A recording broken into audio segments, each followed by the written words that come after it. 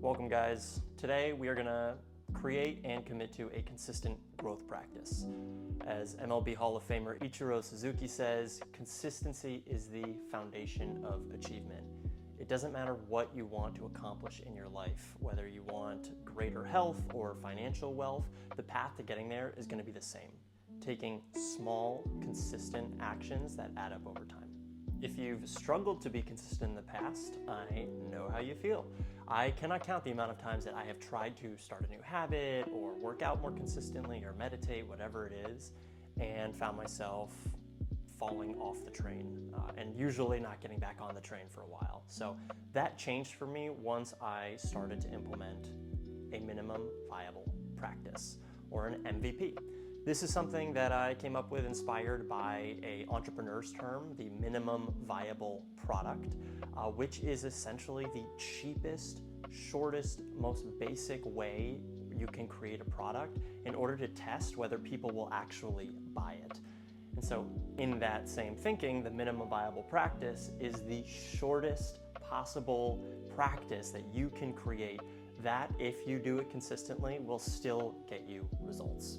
So here's how we're going to make it. First, decide on your ideal personal practice. Second, create a version that you can do in 30 to 90 seconds. And third, connect it to something that you already do every day so that it's easy to do. All right, without further ado, let's get into it. You're going to need a pen and pencil or something to type with, and we're going to start by creating an ideal practice.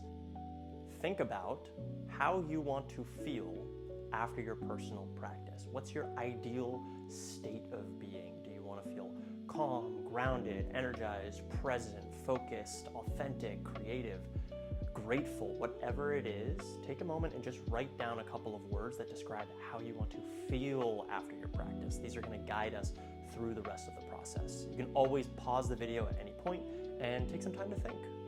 Once you've done that, we're going to choose practices that support the feeling. I'm going to put a couple of options up behind me, but they might include stretching, meditating, a gratitude practice, journaling, breath work, some basic fitness or exercise. There's lots of different ways to cultivate these feelings. As I said, here's some suggestions, but start by just picking a couple that you think would help you feel that way. And once you've done that, we can start to plan our practice. And remember, this is your ideal practice. So imagine you are waking up in the morning or getting to the practice in the evening, and you have all the time in the world. What do you actually want to do? You don't have to think about how long. So for example, for me, my ideal practice is I wake up, I stretch, I do some breath work, maybe I'll do a cold plunge, I will meditate, and if I'm really feeling it, I'll journal. That is a lot, but that is an ideal practice. If I had an hour every day, and sometimes, well, most of the time I don't, but that is what I would do if I did have that time. Great, so hopefully you have an ideal practice written out.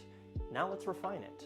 Look at the list of things you want to do and just pick one or two that would take you the closest to how you want to feel. So for me, I told you I want to do stretching and meditating and breathing and cold plunging and journaling. The minimum viable practice for me that I can do in 30 to 90 seconds is stretch my spine, take 5 slow breaths. That will help me feel grounded and present in the morning. So look at your list of things. Think about what is the shortest possible practice you can do that will take you even just one step closer to that feeling at the end, and design your minimum viable practice.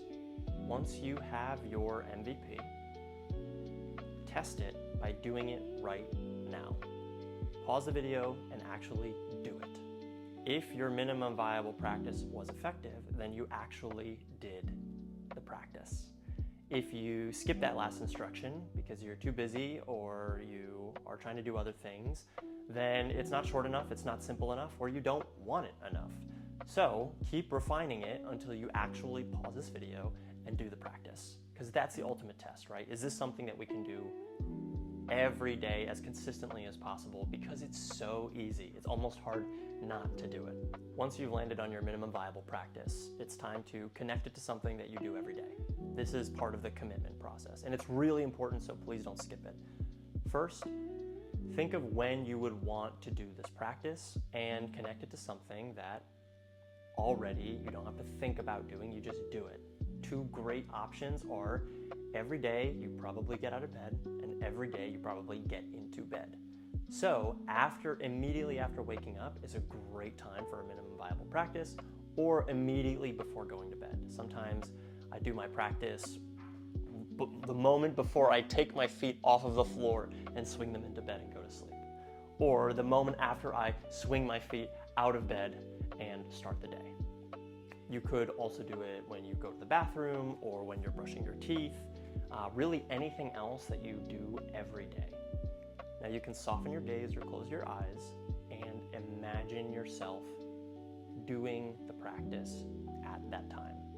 So if you've decided right after waking up, close your eyes, imagine waking up, imagine the feeling of getting your feet out of bed, going through the practice. Maybe it's stretching, or maybe it's grabbing a pencil and paper nearby. Maybe it is turning on a mindfulness app and listening to a guided recording or meditation. Whatever it is, imagine yourself doing it. The way that we lock in the practice is by practicing feeling grateful for it. When we're feeling grateful for something, it signals that it's already true. We already have it. It's already happening.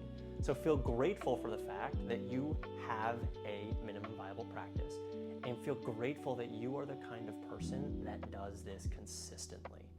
So pause, recenter yourself, take a slow, easy breath in, breath out. Imagine yourself doing the practice and see if you can pretend or actually feel grateful for doing it. Think about yourself a year from now, having done this practice consistently, whether every day or just about every day. Think about how much more often you feel that feeling that you want, that presence, grounding, excitement, motivation, whatever it is that you chose at the beginning. And now even think about it 10 years from now. Whoever you are, whatever the world looks like, think about how grateful you are that you started consistently supporting yourself now, today. And then you can let that go. Congrats. You now have a minimum viable practice.